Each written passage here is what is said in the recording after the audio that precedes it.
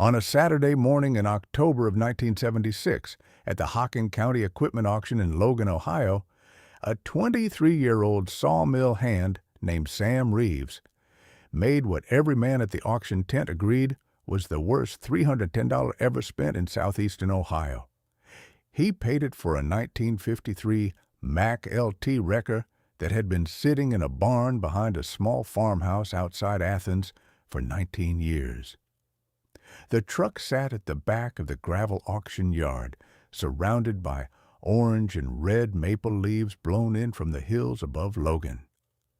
The forest green cab had oxidized to a chalky gray-green along the body and faded to a paler sage along the upper edges where the sun had hit it through a hole in the barn roof.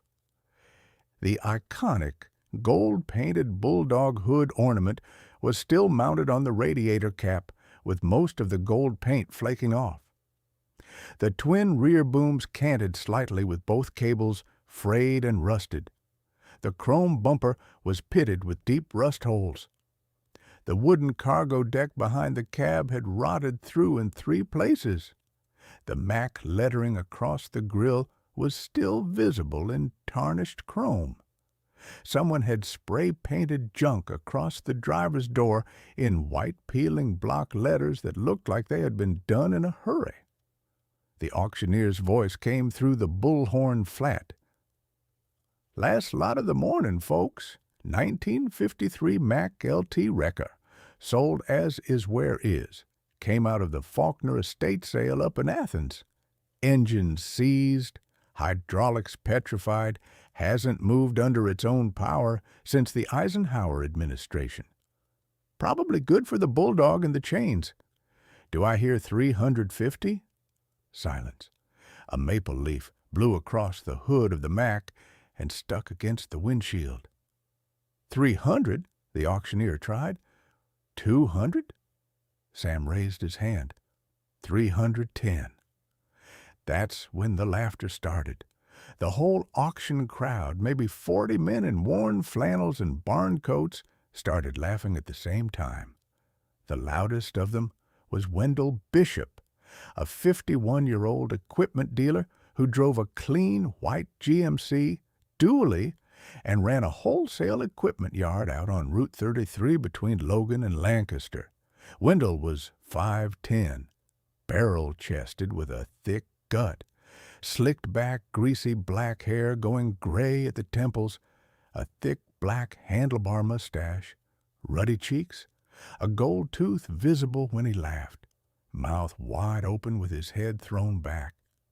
He wore an open black leather vest over a yellow short-sleeve western shirt with mother-of-pearl snap buttons, faded indigo blue jeans with a heavy silver-buckled belt, scuffed brown ostrich-skin cowboy boots, a thick silver chain at his neck, and a black felt cattleman's hat tilted back on his head. He held a half-smoked cigar in his left hand. "Sam Reeves?" Wendell called from the second row. "You bidding on the Faulkner truck?" Sam didn't answer. "Sold to the young man for $310, the auctioneer said quickly, hammering the gavel. Wendell walked over to Sam, still grinning, and pointed his cigar at the Mack. "Son, with respect, you just paid $310 for a hunk of green oxide that has been sitting in a barn since Russell Faulkner died in the Hocking River. That truck's bad luck, and that's a fact. I've got a 1971 Chevy C50 with a Holmes 480 on the back. I'd put you in for $70 a month. You'd be hauling cars by Halloween." "I'll keep this one," Sam said. "Son, that ain't a wrecker. That's the truck Russell Faulkner died trying to get to. You don't want it." Sam looked up at Wendell Bishop for the first time. "It's a 1953 Mack LT, Sam said. "Trucks don't kill men. The water did." Sam borrowed his uncle's flatbed and hauled the Mack 22 miles south to a cinder-block 2-bay garage on a hilltop outside Murray City, Ohio, where Theodore Reeves had run a small mechanic shop since coming home from Korea in 1953. Theo was Sam's father's older brother and had taken Sam in after Sam's mother had walked out and Sam's father had drunk himself to death in 1969. Theo was 64 years old in the autumn of 1976, broad-shouldered and barrel-chested, with strong forearms from 40 years of turning wrenches, short steel-gray hair receding into a widow's peak, a full gray and white beard trimmed close to the jaw, weathered ruddy face, large rough hands, calm, steady gaze. He wore a faded denim workshirt with 2 chest pockets, a brown wool barn coat over it, faded blue jeans held up by red and black suspenders, brown leather work boots, and a faded olive-green ball cap with a Mack truck's bulldog emblem stitched on the front. He stood beside the Mack LT for a full 2 minutes without saying anything.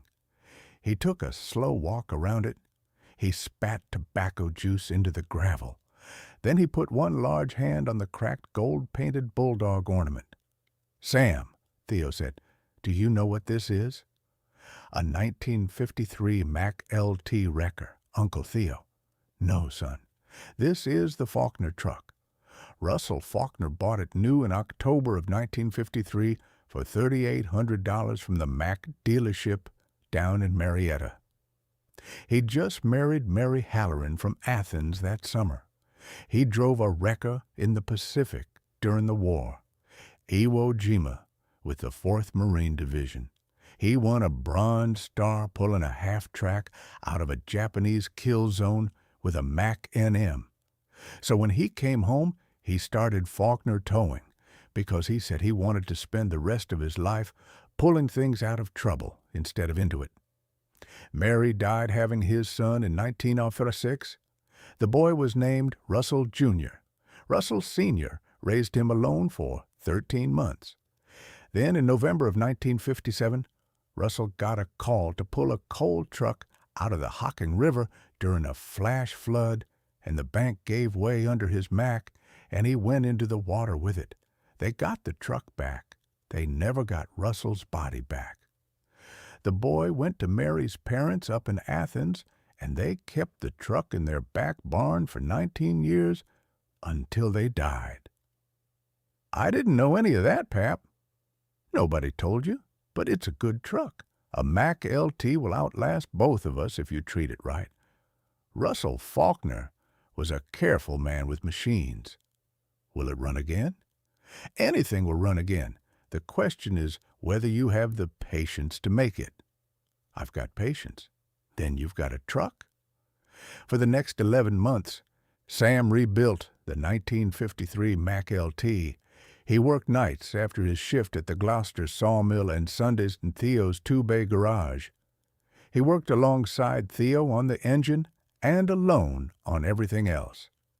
He pulled the N707 thermodyne diesel and tore it down to the block on butcher paper laid on the gravel floor. He bored the cylinders 30 thousandths over. He ground every valve. He replaced every gasket from a kit Theo ordered through a Mack distributor in Columbus. The hydraulic system on the twin booms was full of black sludge that smelled like swamp water and engine oil mixed together. He flushed it 3 times with kerosene, replaced every seal, rebuilt both pumps. He pulled both winch drums apart, cleaned the gears and solvent, replaced the cables with new aircraft-grade steel rope. He cut new wooden planks from poplar he bought from his own sawmill and laid them across the rear deck. He never thought to check inside the rectangular steel frame rails. The frame was rust-spotted but structurally sound. He hit it with a wire wheel, primed it, and shot it black with rattle cans. He never cut into it. By September of 1977, the Mack LT was running. Sam turned the key on a cold morning, and the N707 caught on the 3rd try and idled at 600 RPM with the steady mechanical rumble that the engineers in Allentown had built it to make in 1953. Theo stood in the open garage doorway with his Mack truck's cap in his hand. He didn't say anything for a long minute. Then he said, "Russell Faulkner would be glad of that, Sam. Take care of it." Sam painted Reeves' recovery on both doors of the Mack in white block letters with a red drop shadow. He bought a phone line and ran it to a small office trailer he set up beside Theo's garage. He printed business cards at a print shop in Logan and left them at every coal yard, every farm supply, and every truck stop within 70 miles. The first call came on a Wednesday morning in October 1977. A logging contractor named Roy Calloway had buried a 1969 Mack R model loaded with red oak up to the frame rails in soft mud on a fire road in Wayne National Forest. Roy had already called Wendell Bishop's wholesale yard and the wrecker outfit in Lancaster they used. Wendell had quoted him $500 and a 6-hour wait. Roy said he didn't have $500, and the buyer in Marietta needed the oak by sundown. Sam pulled the loaded Mack out in 31 minutes with the 1953 Mack LT's twin booms and dual drum winches. Roy paid him $65 and a load of oak slabs that Sam used to build a tool shed beside Theo's garage. By the end of 1977, Sam had pulled 26 logging trucks, a school bus that had slid into a creek, 4 buried pickups, and an overturned coal hopper out of various corners of Hocking, Athens, and Vinton counties. The Mack LT started in cold weather. The Mack LT ran in heat. The Mack LT went down access roads where Wendell's modern wreckers could not fit. By 1985, Wendell Bishop had stopped joking when he saw Sam at the diner in Logan. By 1989, Wendell's wholesale equipment yard lost its main supplier when a national chain bought up his rival. By 1993, Wendell Bishop's lot sat empty most days, and his black leather vest had been replaced by a windbreaker from a paving company that had hired him as a yard manager. By 1995, Sam had 4 trucks, a contract with the Hocking County Sheriff, a contract with the Wayne National Forest District, and a real shop with a poured concrete floor and 3 roll-up doors on Old State Route 6064 outside Logan. He had married Lillian Hatch in 1981, and their twin daughters were 11 years old. In April of 1995, the Mack LT was due for its first frame restoration in 19 years. The driver's side frame rail had developed a long bubble of rust under the paint, where road salt from 19 winters of southeastern Ohio coal country highways had finally worked through to the steel. Sam pulled the truck into the south bay of his shop on a cold Saturday morning, drained the diesel and the coolant, and started cutting away the rusted section with a 4.5-inch angle grinder. He cut a rectangle 8 inches long and 3 inches tall through the outer wall of the frame rail. The grinder threw orange sparks into the cold air. He pried the cut section loose with the corner of a flat screwdriver and looked into the inside cavity of the steel frame for the first time since the truck had left Allentown in 1953. Welded into the inside wall of the frame in a shallow steel cavity that was not on any factory diagram sat a flat tin cigar box.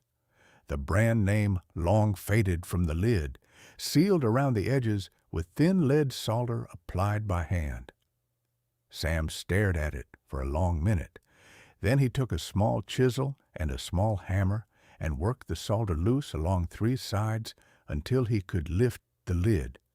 Inside the tin, wrapped in a layer of waxed butcher paper, were 5 things.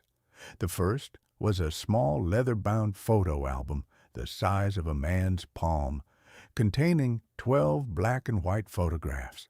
A young Marine in dress blues, a wedding portrait of a young couple in front of a small clapboard church, a woman in a hospital bed holding a newborn baby, the same baby on his father's lap in front of a 1953 Mack LT wrecker with Faulkner lettering on the door, the same father holding the same baby on his shoulders in front of a Hocking County mountain road, and 7 more pictures of a young father and his infant son.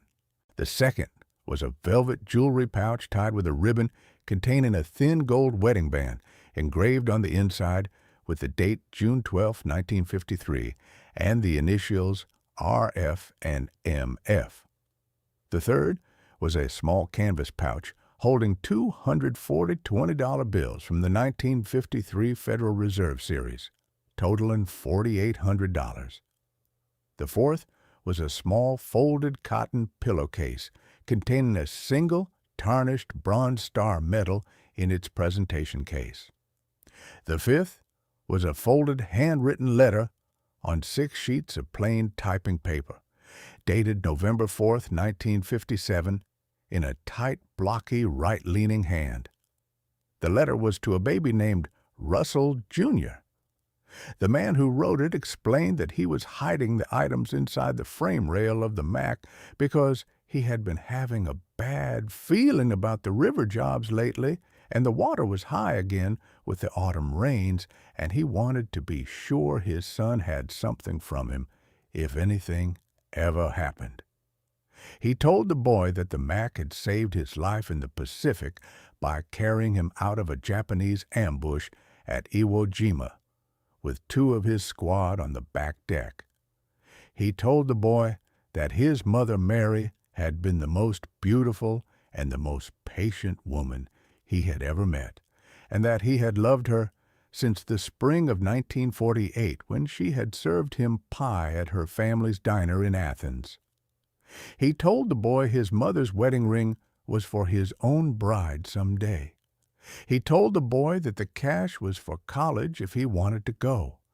He told the boy that the truck was the most honest machine he had ever owned, and that if his son ever found this letter, the Mack had carried him home one more time.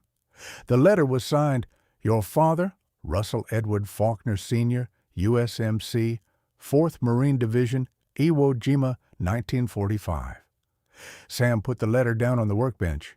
He sat on a wooden stool in his own shop and read it again. Then he read it a third time. Then he closed the cigar tin back up and drove home and didn't tell Lillian until after dinner. On the next Monday, Sam drove to the Hocking County Records office in Logan and asked the clerk to pull whatever she could find on Russell Faulkner, Jr. Russell Edward Faulkner, Jr. had been born at the Athens General Hospital on August 22nd of 1956. His mother, Mary Halloran Faulkner, had died of postpartum hemorrhage 36 hours later. His father, Russell Edward Faulkner, Sr., had drowned in the Hocking River near Nelsonville on November 14th of 1957 while attempting to recover a stranded coal truck. Russell, Jr. had been raised by his maternal grandparents, Earl and May Halloran, on a small dairy farm 3 miles east of Athens. Earl Halloran had died in 1971. May Halloran had died in 1976, and the family farm had gone to public auction the same autumn that Sam had bought the Mack. Russell, Jr. had married a woman named Beverly Calloway in 1979, and they lived in a small 2-story house on a hillside outside Nelsonville on State Route 78. He was 38 years old. He worked as a heavy equipment mechanic for the Buckeye Coal Company. Sam called the house on a Tuesday afternoon. He told Russ, Jr. who he was and what he had found. There was a long silence on the line. Then Russell, Jr. said, "Sam, you'd better come to my house and bring the Mack."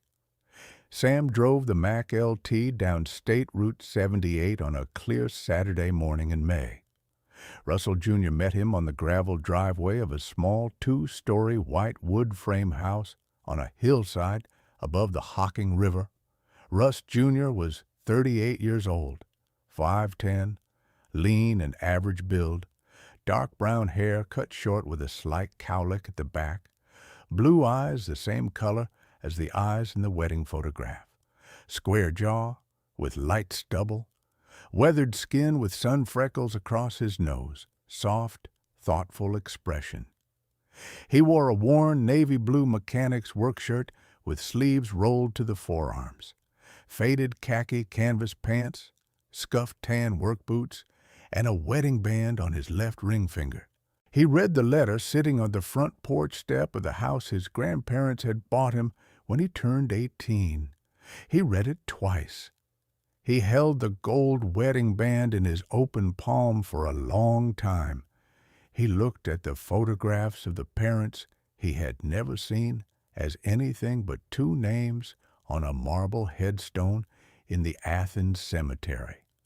He looked at the photograph of himself as an infant on his father's shoulders in front of the same Mack LT that was now parked in his driveway. Then he looked up at Sam Reeves and said, "I always thought he didn't have time to leave me anything." "Mr. Faulkner," Sam said, "he had 13 months. He used every one of them." Russ Jr. went inside the house and called his wife at the elementary school where she taught 3rd grade and told her to come home immediately and bring their 2 children because Daddy had finally come home. Wendell Bishop took early retirement from the paving company in 2001 and moved to a single wide trailer outside Lancaster, Ohio. He died of a heart attack in 2008. Theo Reeves died in his sleep in 2003 at the age of 91, and Sam buried him in the Murray City Cemetery. By 2024, the 1953 Mack LT was 71 years old and still ran. Sam kept it in the front bay of the Reeves Recovery Shop on Old State Route 16 Sky 4. The Bronze Star and one of the photographs of Russell Faulkner Sr. in dress blues hung in a shadow box on the back wall of the shop with a small brass plaque underneath that read simply, "He carried him home." Russell Faulkner Jr. kept the wedding band on a small wooden box on his nightstand. The boys who used to laugh at Sam Reeves do not laugh anymore. Most of them do not remember laughing. But Sam remembers. And every time a young man asks him whether to buy a cheap old wrecker that the auction crowd is laughing at, Sam tells him the same thing his Uncle Theo told him in the autumn of 1976. Anything will run again. The question is whether you have the patience to make it. And sometimes the truck is carrying somebody home,